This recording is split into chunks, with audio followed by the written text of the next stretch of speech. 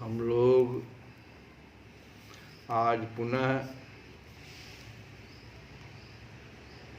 भगवान कृष्ण के शरण में चलेंगे।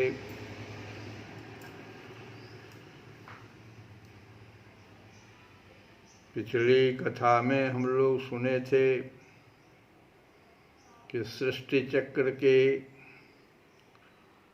पालन में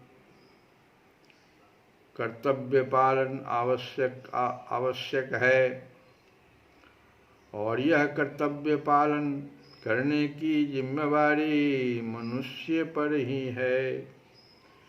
मनुष्य से इतर जितने भी प्राणी हैं वे चाहे स्थावर हों, जंगम हों या अन्य, उन प्राणियों द्वारा भी स्वतः यज्ञ होता रहता है, उनके द्वारा भी परोपकार कार्य होता रहता है। जैसे मनुष्य कर्तव्य कर्म का पालन करता है और उसमें दूसरे की भलाई को, दूसरे के हित का हमेशा ध्यान रखता है, वैसे ही ये जितने भी अन्य प्राणी हैं वे भी तो परोपकार ही करते रहते हैं, लेकिन उनके द्वारा विधि पूर्वक यज्ञ नहीं हो पाता है। वे यज्ञ का अनुष्ठान बुद्धि पूर्वक नहीं कर सकते हैं। बुद्धि पूर्वक यज्ञ का अनुष्ठान मन शास्त्र विहित यज्ञ का अनुष्ठान सिर्फ मनुष्य ही कर सकता है, क्योंकि इसकी योग्यता और अधिकार दोनों मनुष्य को ही मिला है। अन्य प्राणी तो सिर्फ अपने पूर्व जन्म के संचित कर्म को भोगते रहते हैं।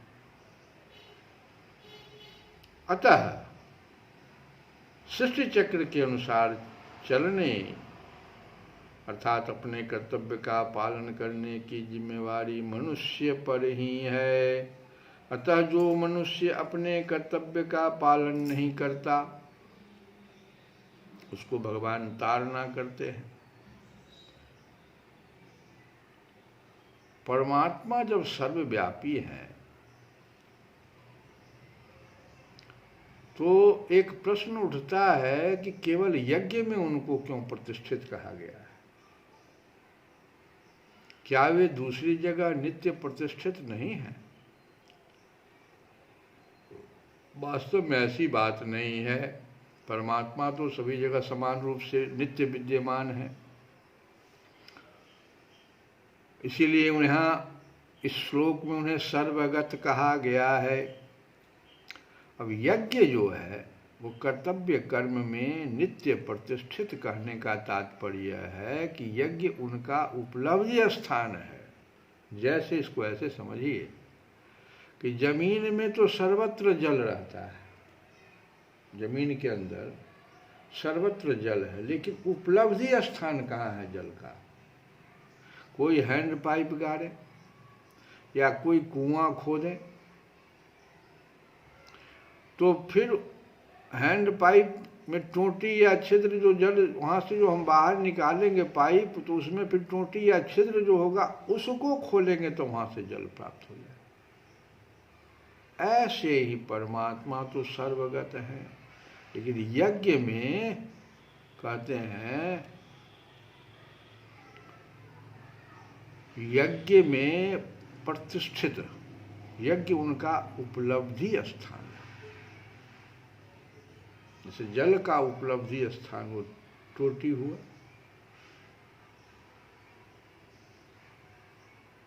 अपने लिए कर्म करने से तथा शरीर आदि के साथ अपना संबंध मानने से सर्वव्यापी परमात्मा की प्राप्ति में बाधा आ जाती है। अपने लिए कर्म नहीं, शरीर के भोग के लिए कर्म नहीं, या शरीर के साथ किसी का संबंध है उसके लिए हम कर्म कर रहे हैं, नहीं, ये सब नहीं। ये तो आसक्ति युक्त कर्म हो गया। निष्काम भाव पूर्वक केवल दूसरों के हित के लिए अपने कर्तव्य का पालन करने से यह बाधा हट जाती है और नित्य प्राप्त परमात्मा का स्वतः अनुभव हो जाता है। यही कारण है कि भगवान अर्जुन को, जो कि अपने कर्तव्य से हटना चाहता था, कहता था कि हम क्यों युद्ध करें, इस घोर कर्म में क्यों लगाते हैं, अनेक युक्तियों से भगवान उसको कर्तव्य का पालन करने पर विशेष जोर दे रहे हैं। अब है क्या कि जो कर्तव्य का पालन नहीं करता जो मनुष्य, तो उसको क्या भगवान कह रहे हैं वो सुनो कि एवं प्रवर्तितं चक्रम न अनुवर्तयति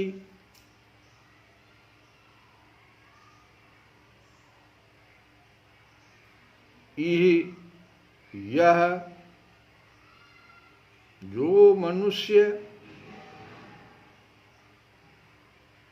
इस लोक में इस प्रकार परंपरा से प्रचलित, प्रवर्तितम, परंपरा से चला हुआ जो सृष्टि चक्र है, प्रवर्तितम चक्रम, और उसके अनुसार नहीं चलता, नो अनुवर्तयति, सह वह अघायुः इंद्रियाराम मोघम पार्थ सजीवति। वह इंद्रियों के द्वारा भोगों में रमन करने वाला अघायु मनुष्य है। अघायु मनुष्य मतलब पाप में जीवन बिताने वाला। अघायु अघ पाप को कहते हैं। अघायु हो गया जो पूरा आयु अघ पाप में ही बिता रहा है, पाप में जीवन बिताने वाला। और मोघम जीवती, मोघम कहते हैं संसार में व्यर्थ जी रहा है। भगवान कहते हैं कि ऐसा व्यक्ति संसार में व्यर्थ जीता है। जीवती यहाँ पार्थ करके अर्जुन को भगवान पार्थ कह करके संबोधन कर रहे हैं। पार्थ इसलिए कर रहे हैं कि अर्जुन को यह बताना चाहते हैं कि तुम उसी पृथा के पुत्र हो। पार्थ पृथा कुंती के पुत्र हो। पृथा कुंती, तो तुम उसी कुंती के पुत्र हो, पृथा के पुत्र हो, जिसने आजीवन कष्ट सहकर भी अपने कर्तव्य का पालन किया था। तुम कैसे कह रहे हो कि हम काम नहीं करेंगे? तुम्हारी माँ तो ऐसे की थी, कर्तव्य का पालन की थी। और आगे भगवान कहते हैं कि जैसे रथ के पहिए का छोटा सा अंश भी टूट जाने पर रथ के समस्त अंगों को, खाली रथ को ही नहीं, एक छोटा सा पहिया का पार्ट टूट जाए तो रथ के समस्त अंगों को और उस पर सवार जो रथी है और सारथी को धक्का लगता है, ऐसे ही जो मनुष्य सृष्टि चक्र के अनुसार नहीं चलता, वह समष्टि सृष्टि के संचालन में बाधा डालता है। ऐसे रथ में बाधा पड़ गया ना, ऐसे उस संसार चक्र के चलने में ऐसा मनुष्य बाधा डालता है। संसार और व्यक्ति दो वस्तु नहीं है, दोनों एक के तो है। संसार से तो व्यक्ति, जैसे शरीर का अंगों के साथ और अंगों का शरीर के साथ घनिष्ठ संबंध है, ऐसे ही संसार का व्यक्ति के साथ। पंच महाभूत कहाँ से आया? संसार से ही तो मिला। जो क्षिति जल पावक गगन शरीर समीरा, ये सब तो शरीर का जो निर्माण हुआ। तो संसार और व्यक्ति में कहाँ कहीं विजातीय तो नहीं है कुछ। संसार का व्यक्ति के साथ और व्यक्ति का संसार के साथ घनिष्ठ संबंध है। जब व्यक्ति उसमें कामना, ममता, आसक्ति और अहंता का त्याग करके अपने कर्तव्य का पालन करता है, तब उससे संपूर्ण सृष्टि में स्वतः सुख पहुंचता है। ये चार विष है, इन चारों को तो हटा दीजिए कर्तव्य कर्म में। और जो मनुष्य कामना, ममता, आसक्ति आदि से युक्त होकर इंद्रियों के द्वारा भोग भोगता है, उसे ही भगवान यहाँ इंद्रिया रामः कहते हैं। उसे यहाँ भोगों में रमन करने वाला कहा गया है। ऐसा मनुष्य पशु से भी नीचा है। क्यों? क्योंकि पशु नए पाप नहीं करता। पशु से नीचा कहा क्यों? क्योंकि पशु नया नया पाप नहीं करता है। वो क्या करता है? पहले किए गए पापों का ही फल भोग कर निर्मलता की ओर जाता है। जब फल भोग लेता है तो निर्मल हो जाता है। पशु योनि तो इसलिए मिलता है, पहले किए गए पाप को भोगता है, नया नया पाप नहीं करता। लेकिन इंद्रियाराम जो मनुष्य है वो रोज नया नया पाप रचता है और रोज नया नया पाप करके पतन की ओर जाता है और साथ ही सृष्टि चक्र में बाधा उत्पन्न करके संपूर्ण सृष्टि को दुख पहुंचाता है। तो सृष्टि चक्र के अनुसार न चलने वाले मनुष्य की आयु, उसका जीवन केवल पापमय है। कारण कि इंद्रियों के द्वारा भोग बुद्धि से भोग भोगने वाला मनुष्य हिंसा रूप पाप से बच ही नहीं सकता। स्वार्थी, अभिमानी और भोग तथा संग्रह को चाहने वाले मनुष्य के द्वारा दूसरों का अहित होता है अतः ऐसे मनुष्य का जीवन पापमय होता अघायुः। भगवान रामचरितमानस में भी गोस्वामी तुलसीदास जी ने ऐसे व्यक्तियों के लिए कहा कि परद्रोही परदार रतो, अपर धन पर अपवाद, परद्रोही परदार रतो, अपर धन अपर अपवाद, ते नर पावर पाप में, देह धरे मनुजाद। ऐसे मनुष्य को तो देह धरना ही व्यर्थ है। ते नर पावर पाप में अघायुः, देह धरे मनुजाद। इसलिए भगवान कहते हैं मोघम पार्थ सजीवती, अपने कर्तव्य का पालन न करने वाले मनुष्य की सभ्य भाषा में निंदा या ताड़ना जो भी करते हुए भगवान कहते हैं कि ऐसा मनुष्य संसार में व्यर्थ ही जीता है, अर्थात वह मर जाए तो अच्छा है। तात्पर्य क्या हुआ कि यदि वह अपने कर्तव्य का पालन करके सृष्टि को सुख नहीं पहुंचाता तो कम से कम दुख तो न पहुंचाए।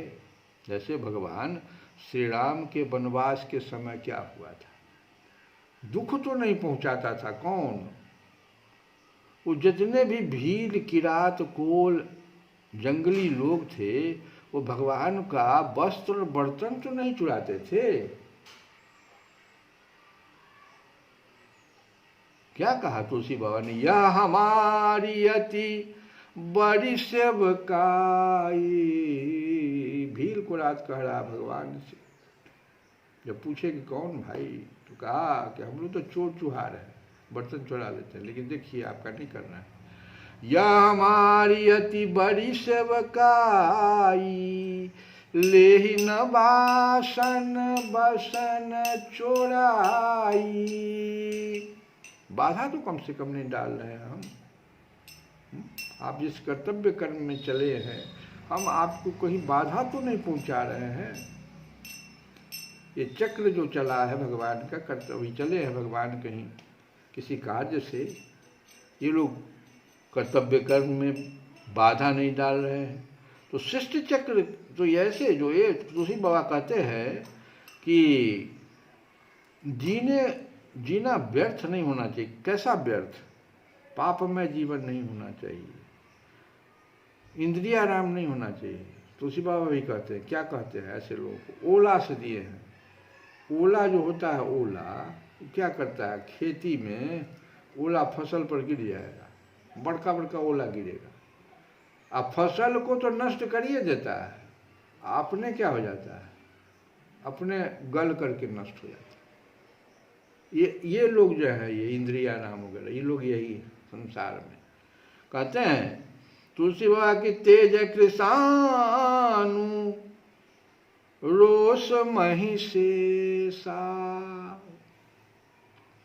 अघय बगुन धन धनी धनेशा। जो दूसरों को जलाने वाले, तेज यहां पर है, दूसरों को जलाने के लिए उनके पास तेज है, ताप,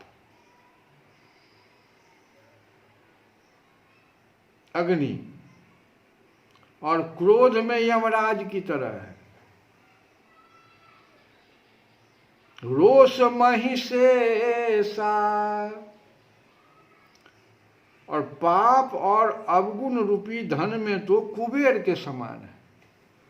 अघय अवगुण धन धनी धनेशा, इतने हैं लेकिन करते क्या देखो। उदय केत समहित सबही के, कुंभकर्ण सम सोवतनी के। ऐसे लोग तो कुंभकर्ण की तरह सोए रहे, वही अच्छा है। संसार में ऐसे लोग जो हैं, ये पापी लोग, इंद्रियाराम, अघायु, जिसकी बढ़ती सभी के हित का नाश करने के लिए केतु के समान है, तथा जिसे कुंभकर्ण की तरह सोते रहने में ही भलाई है। उदय केत समहित सबही के, कुंभकर्ण सम सोवत नीके। क्यों? क्योंकि पर अकाजु लगी तनु परिहरही, अजिमि हिम उपल कृषि दली गरही। ये सब लोग क्या है? दूसरे क्या कार्य के लिए। जैसे ये ओला जो है खेती को नाश करने के लिए सिर्फ गिरता है, और फिर गिरने के बाद जिमि हिम उपल कृषि दली गरही, गल जाता है, अपना शरीर तक छोड़ देता है। जैसे ओले खेती का नाश करके गल जाते हैं। अब हम लोग एक भजन, सुंदर सा भजन सुने कि तुलसी बाबा कहते हैं कि यद्यपि मैं अपराध भवन, दुख समन मुरारे, तुलसीदास कहाँ आस यही, बहुपतित उधारे। क्या इसका अर्थ हुआ? इसका अर्थ है, तुलसी बाबा कहते हैं कि अवश्य ही मैं अपराधों का घर हूँ, परंतु हे मुरारी, आप तो अपराध का विचार न करके दुखों का नाश ही करने वाले हैं। तो मुझ तुलसीदास को आपसे सदा यही आशा है, क्योंकि आप अब तक अनेक अपराधियों का उद्धार कर चुके हैं, इसलिए अब मेरा भी अवश्य उद्धार करें।